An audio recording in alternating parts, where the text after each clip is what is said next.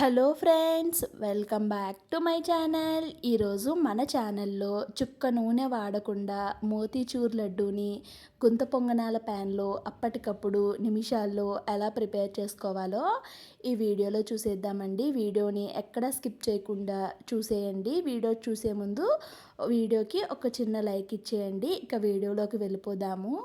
దానికోసం నేను ఇక్కడ ముందుగా ఒక గ్లాస్ మెజర్మెంట్తో ఒక గ్లాస్ వరకు శనగపిండిని తీసుకున్నానండి. మీరు ఏదైనా ఒక కప్పు లేదా ఒక గ్లాసు మెజర్మెంట్తో తీసుకోండి. దీంట్లోకి చిటికెడు సాల్ట్ వేసుకున్నాను.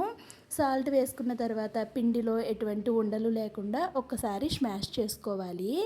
స్మాష్ చేసుకున్న తర్వాత ఏ గ్లాస్తో అయితే మనం పిండి తీసుకున్నామో అదే గ్లాస్తో పావు గ్లాస్ వరకు, అంటే అర గ్లాస్ కంటే కొంచెం ఎక్కువగా వాటర్ అయితే తీసుకొని కొంచెం కొంచెం వాటర్ వేసుకుంటూ ఎక్కడా కూడా ఉండలు లేకుండా బాగా కలుపుకోవాలండి. ఇక్కడ నాకు ముప్పావు కప్పు గ్లాస్కి ఇంకా కొంచెం వాటర్ అయితే ఉండిపోయాయి. ఇక్కడ కన్సిస్టెన్సీ చూడండి, మనకి స్పూన్ మీద ఇలా గీతలు పెడితే గీతలు పడాలి, అలా కన్సిస్టెన్సీ వచ్చే వరకు కలుపుకోవాలండి.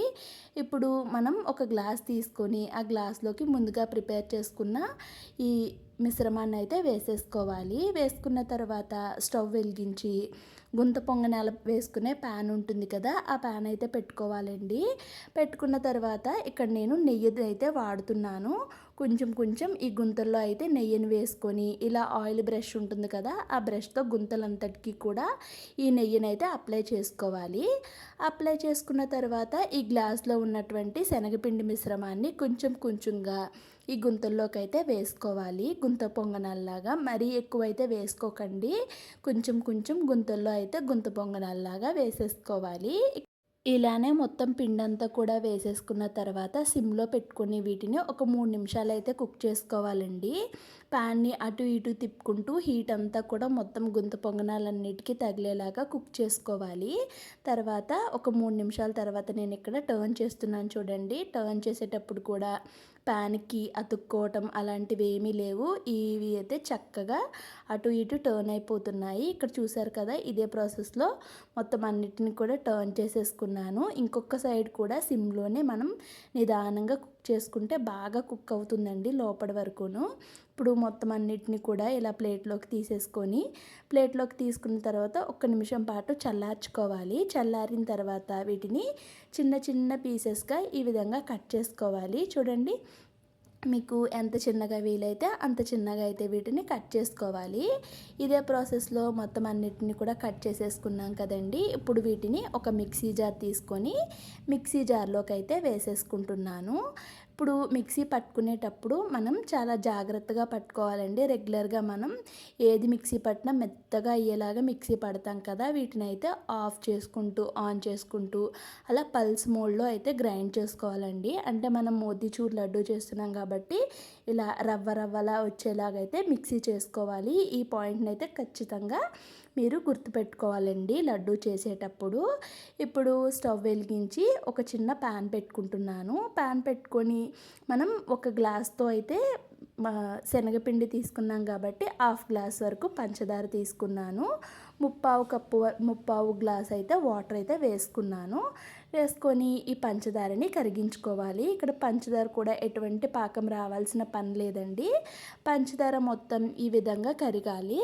పంచదార మొత్తం ఈ విధంగా కరిగిన తర్వాత ఒక 3 యాలకుల్ని ఇలా దంచుకొని వేసుకున్నాను మంచి ఫ్లేవర్ కోసం. ఇప్పుడైతే కొంచెం ఫుడ్ కలర్ వేసుకున్నానండి. ఫుడ్ కలర్ అయితే కంపల్సరీ ఏం కాదు, మీరు వద్దు అనుకుంటే స్కిప్ చేయొచ్చు. కానీ బయట నుంచి కొని తెచ్చుకున్న లడ్డూలో కూడా కలర్ అయితే ఖచ్చితంగా ఉంటుంది కాబట్టి నేను ఇక్కడ కొంచెం ఫుడ్ కలర్ని యాడ్ చేశాను. ఫుడ్ కలర్ యాడ్ చేసిన తర్వాత ఒక 2-3 నిమిషాలు పాకాన్ని మరిగించుకోవాలి. మరిగిన తర్వాత మనం ముందుగా ప్రిపేర్ చేసుకున్న మిక్సీ పట్టుకున్న మిశ్రమాన్ని అయితే వేసేసుకోవాలండి. వేసుకొని సిమ్ ఫ్లేమ్లో పెట్టుకొని అటు ఇటు కలుపుకుంటూ ఒక 2 నిమిషాల పాటు కుక్ చేసుకోవాలి. చూడండి, ఇలా అటు ఇటు కలుపుకుంటూ కుక్ చేసుకున్న తర్వాత ఇక ఫైనల్గా నేనైతే ఇక్కడ ఒక 2 టేబుల్ స్పూన్ల వరకు నెయ్యిని అయితే వేసుకుంటున్నానండి.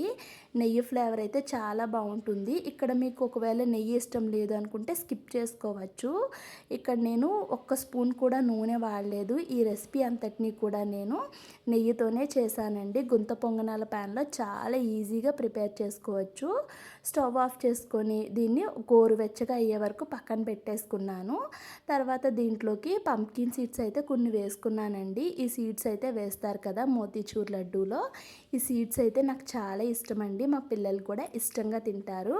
ఇప్పుడు మొత్తం అంతా కూడా కలిసేలాగా కలిపేసుకొని మోతీచూర్ లడ్డూని అయితే ప్రిపేర్ చేసుకోవాలండి. మనం మరీ గట్టిగా అయితే ప్రెస్ చేసేయకూడదు. కొంచెం లైట్గా ప్రెస్ చేసుకుంటూ లడ్డూలను అయితే ప్రిపేర్ చేసుకోవాలి.